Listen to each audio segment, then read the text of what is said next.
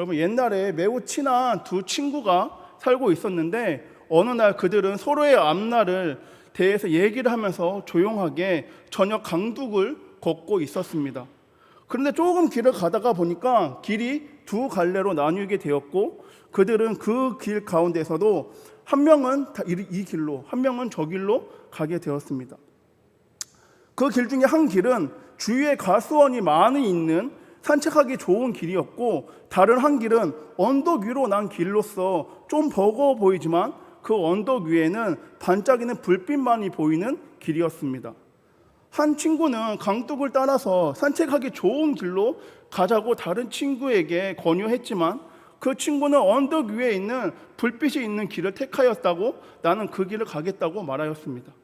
다정했던 그 친구들은 결국 그 길 앞에서 이견을 좁히지 못한 채 서로 헤어져서 다른 길로 걸어가게 되었습니다.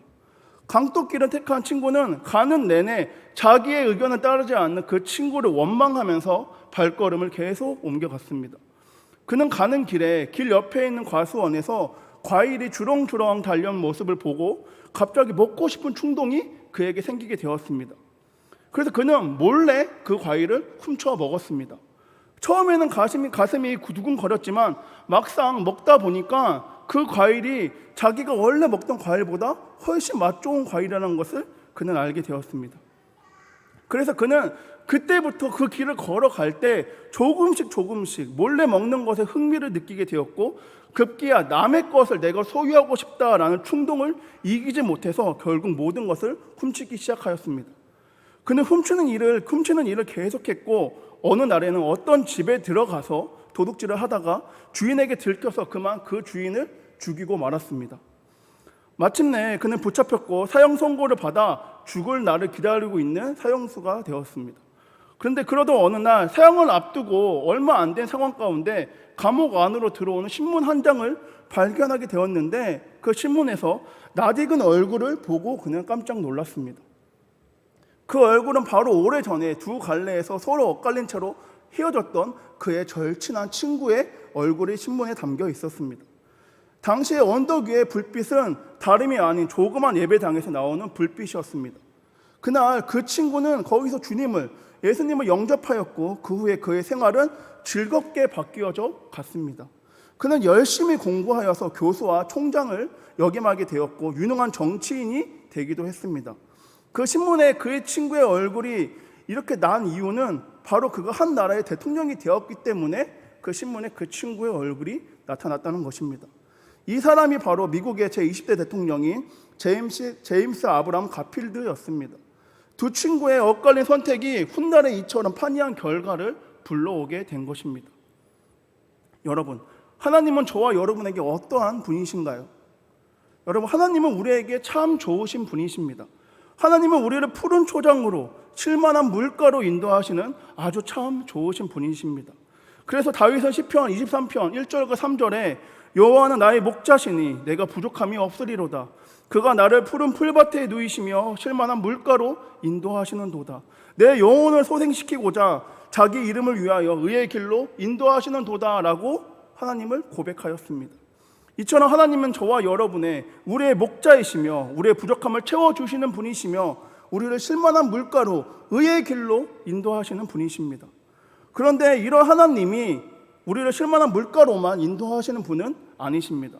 하나님은 때때로 저와 여러분을 광야의 길, 십자가의 길로도 인도하실 때가 있으십니다. 즉 하나님께서는 우리를 쉴만한 물가로 걸어갈 때에도 함께 하시며 광야의 길, 그리고 십자가의 길을 걸어갈 때에도 우리와 함께 하신다는 것입니다. 하지만 우리는 광야의 길, 십자가의 길, 그 길을 걸어갈 때 하나님은 원망할 때가 있습니다. 우리가 원망하는 이유는 내가 지금 걸어가고 있는 이 길이 광야의 길인지 십자가의 길인지 몰라서 하나님은 원망할 때가 있으며, 그 길 가운데 동행하시는 하나님을 보지 못해서 원망할 때가 있습니다. 여러분, 성경을 보니까 하나님께서는 애굽 땅에서 고대 노예 생활을 인해서 부르짖는 이스라엘 백성들의 기도를 들어주셨습니다. 왜 들어주셨을까요? 하나님은 그들을 사랑하기 때문에 그들의 기도 가운데 하나님이 응답하셨다는 것입니다. 그래서 하나님께서는 모세를 세우셔서 이스라엘 백성들을 애굽에서 해방시켜 주십니다. 그러나 하나님께서는 앞에 막혀있는 홍해와 풀 한 포기도 제대로 없는 사막지대인 시나이 반도로 그들을 인도하였습니다. 여기서 시나이 반도는 대부분 사막지대로서 1년 내내 비 한 방울도 오지 않는 지역입니다. 그리고 그곳에서는 물이 없어 살 수 없는 곳이며 사막지대이므로 채소를 재배할 수 없어서 낮에는 섭씨 45도 이상의 고온이고 저녁에는 쌀쌀한 추위여서 사람이 살 수 없는 곳, 그리고 가지 않는 곳이 이런 시나이 반도라는 것입니다. 그런데 하나님께서 사랑하는 이스라엘 백성들을 그 시나이 반도로 인도하셨습니다. 그러자 백성들의 반응은 어땠습니까?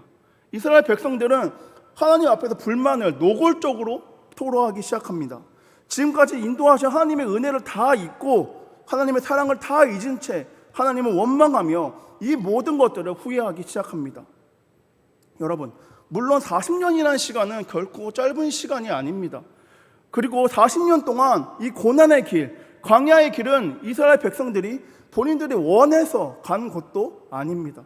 그 길은 하나님께서 인도하신 길이며 하나님께서 가게 하신 길입니다.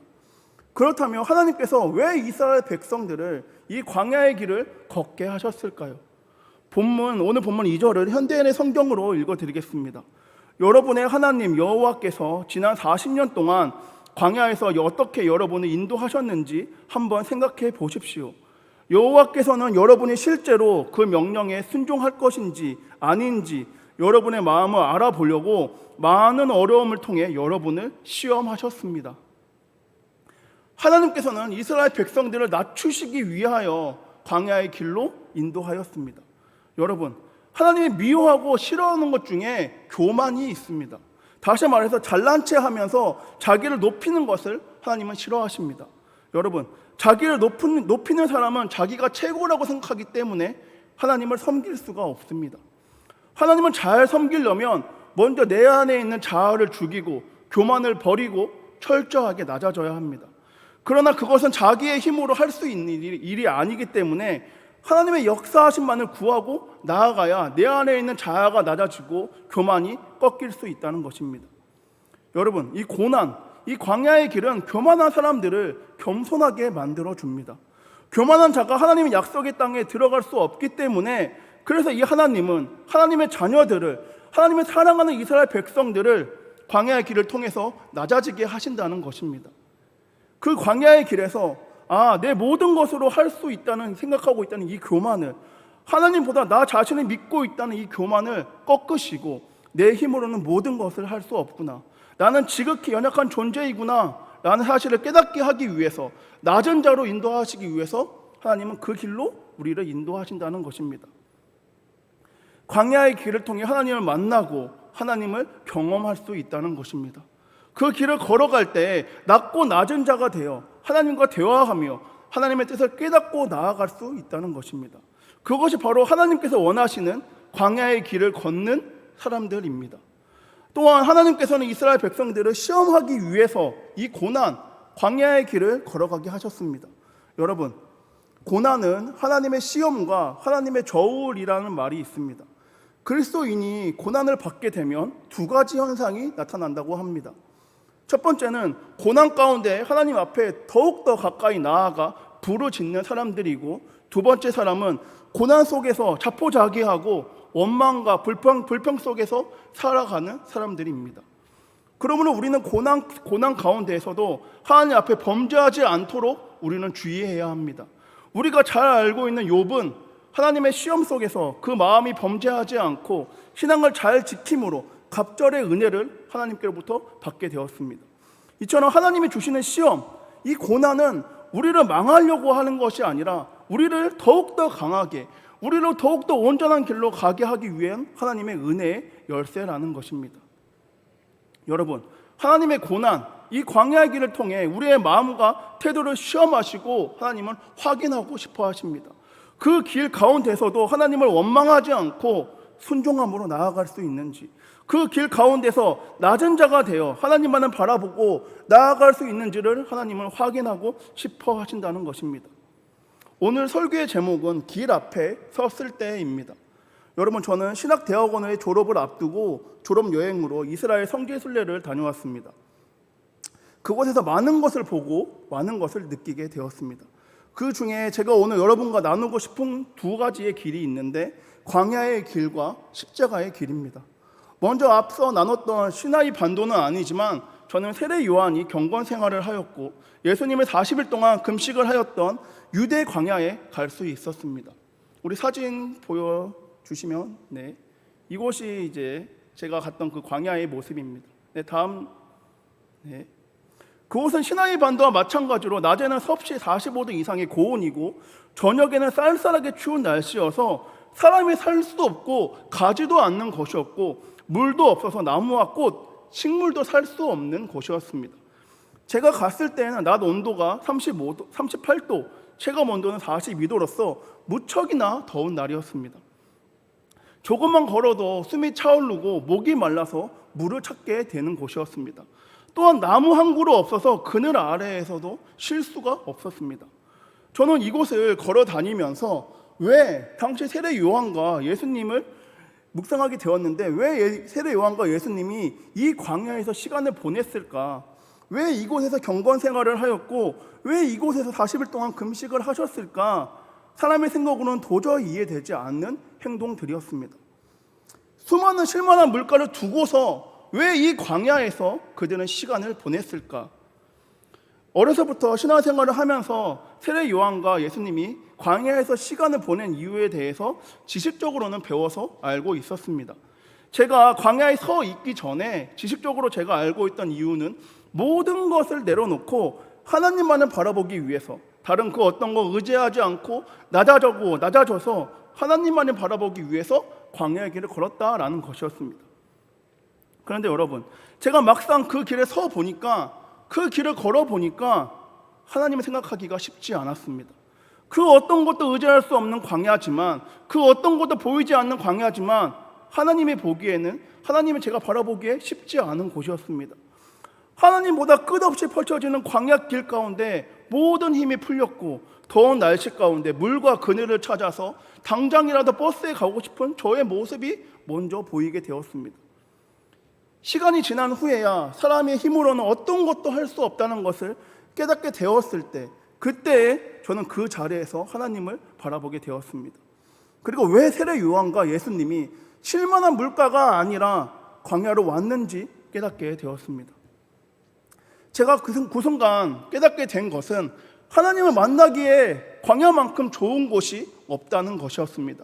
광야만큼 하나님만을 바라볼 수 있는 곳이 없고 광야만큼 하나님 앞에서 낮아지는 곳이 없고 광야만큼 하나님 앞에서 내 모든 것을 내려놓고 순종함으로 나아갈 수 있는 곳이 없다는 것이었습니다.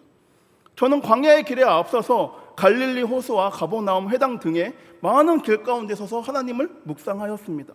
그런데 그 묵상도 잠시 이동하는 버스 안에서 더위를 이겨내는 물과 에어컨을 인하여 그 모든 것을 잊어버렸습니다. 그 역사적인 곳에서 하나님의 말씀을 묵상했지만 순간 찾아오는 편함이 하나님에 대한 묵상함을 다 잊게 만들었습니다. 그러나 여러분, 광야의 길은 달랐습니다. 저는 그때 결심하며 기도하였습니다. 앞으로 하나님을 믿고 나아갈 때 쉴만한 물가를 찾기보다는 광야의 길을 갈망하며 기억하며 나아가겠다고, 순간의 편함을 위해서, 순간의 나음을 위해서 광야의 길을 외면하고 잊어버리는 것이 아니라 하나님만을 붙잡기 위해서, 하나님만을 바라보기 위해서 내가 광야의 길을 사모하며 나아가겠다고 고백하였습니다. 이곳에 모인 여러분, 하나님이 주시는 쉴만한 물가에서 하나님의 사랑과 은혜를 누리며 나아가길 원합니다. 또한 하나님이 주시는 광야의 길을 외면하는 것이 아니라 사모하며 갈망함으로 나아가길 원합니다. 여러분, 광야의 길은 사람의 생각으로, 사람의 의지로 걸어갈 수 있는 길이 아닙니다. 광야의 길은 하나님이 주시는 은혜로 하나님이 동행해 주셔야만 갈 수 있는 길입니다. 광야의 길 가운데 순간 찾아오는 유혹으로 인하여 넘어지고 돌아서는 것이 아니라 그때에도 하나님만을 바라보고 그때에도 하나님만을 의지하며 나아가는 저와 여러분, 우리 한성 공동체 모두가 되길 소망합니다. 저는 이 광야의 길을 걸은 후에 이스라엘 마지막 일정으로 라틴어로 비아 돌로로사, 슬픔의 길, 고난의 길의 뜻인 예수님께서 빌라도 법정에서 골고다 언덕에 이르기까지 그 길, 십자가 순환의 길이라고 불리는 길을 걷게 되었습니다. 네, 사진 보여주실까요? 네. 저희 팀은 새벽 6시에 예루살렘 성문 앞에 도착해서 이 길을 걸었습니다. 사진에 보신 것과 같이 양쪽에는 상점들이 줄지어 있습니다.